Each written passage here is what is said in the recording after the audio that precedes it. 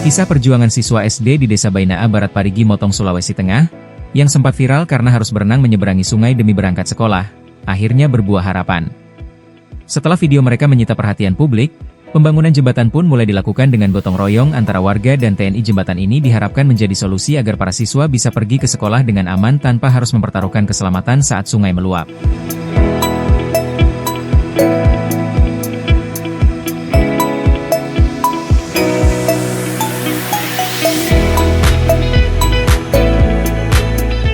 Jembatannya salah satunya di sana, dan sekolah kami ada di sana sekitar 200-an meter. Di sini lokasi jembatannya, dan ini juga pondasi yang satunya lagi.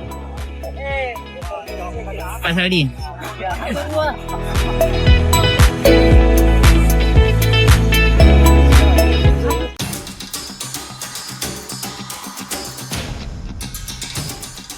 Islamic Revolutionary Guard Corps merilis rekaman gelombang ke-100 operasi militer, Operation True Promise 4, yang disebut sebagai penghormatan bagi mantan pemimpin Hezbollah, Sayyid Hassan Nasrallah.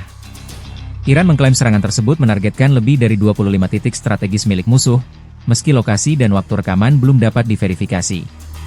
Peristiwa ini terjadi di tengah kesepakatan gencatan senjata bersyarat selama 2 minggu antara Iran dan Amerika Serikat yang diumumkan oleh Presiden Donald Trump, dengan syarat pembukaan kembali jalur pelayaran vital di Selat Hormuz, sementara pembicaraan damai lanjutan direncanakan berlangsung di Islamabad.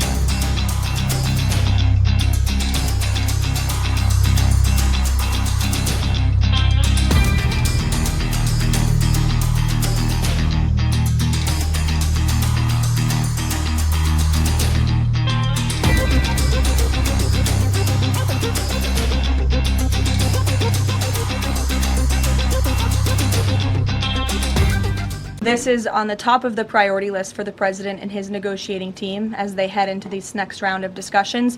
And as I said in my opener, that is a red line that the President is not going to back away from, and he's committed to ensuring that takes place. We hope it will be through diplomacy. Have the President suggested in an interview this morning that he would support a joint U.S.-Iranian venture to charge tolls for ships going through the Strait? Does the President believe that the U.S. should earn revenue from the Strait of Hormuz going forward? It's an idea the President has floated, as you know, and it's something that will continue to be discussed over the course of the next 2 weeks. But the immediate priority of the President is the reopening of the Strait without any limitations, whether in the form of tolls or otherwise. And on the highly enriched uranium, has Iran given the administration any indication that it would simply turn over the enriched uranium, or is this an expectation that the President has that he would have to send in ground troops in order to do that? This is on the top of the priority list for the President and his negotiating team as they head into this next round of discussions. And as I said in my opener, that is a red line that the President is not going to back away from, and he's committed to ensuring that takes place. We hope it will be through diplomacy. Have they given any indication that they would turn it over? They have. They have. Yes.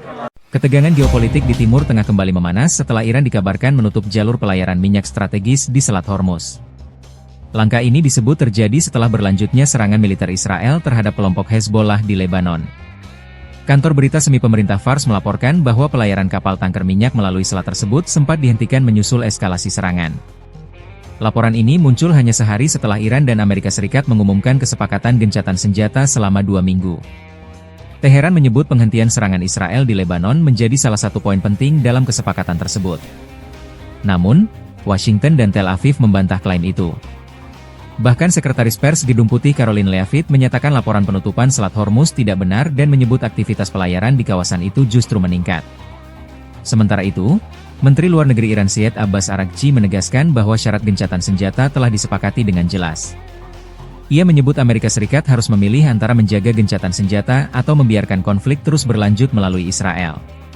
Kedua negara dijadwalkan melanjutkan negosiasi untuk kesepakatan permanen di Islamabad, Pakistan, yang akan dipimpin oleh delegasi tinggi dari masing-masing pihak.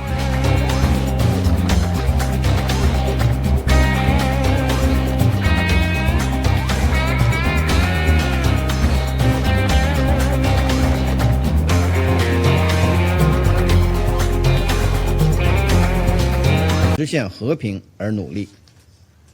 遗憾的是，决议草案未能全面平衡反映冲突的根源和全貌。有关片面谴责施压，定性为对国际和平与安全的威胁，以及武力护航等内容，极易被歪曲，甚至滥用。极易被曲解甚至滥用。在当前美国公然威胁一个文明的生存，这场强加于伊朗的战争极有可能进一步升级的背景之下，决议草案如获通过，将发出极为错误的信号，产生极为严重的后果。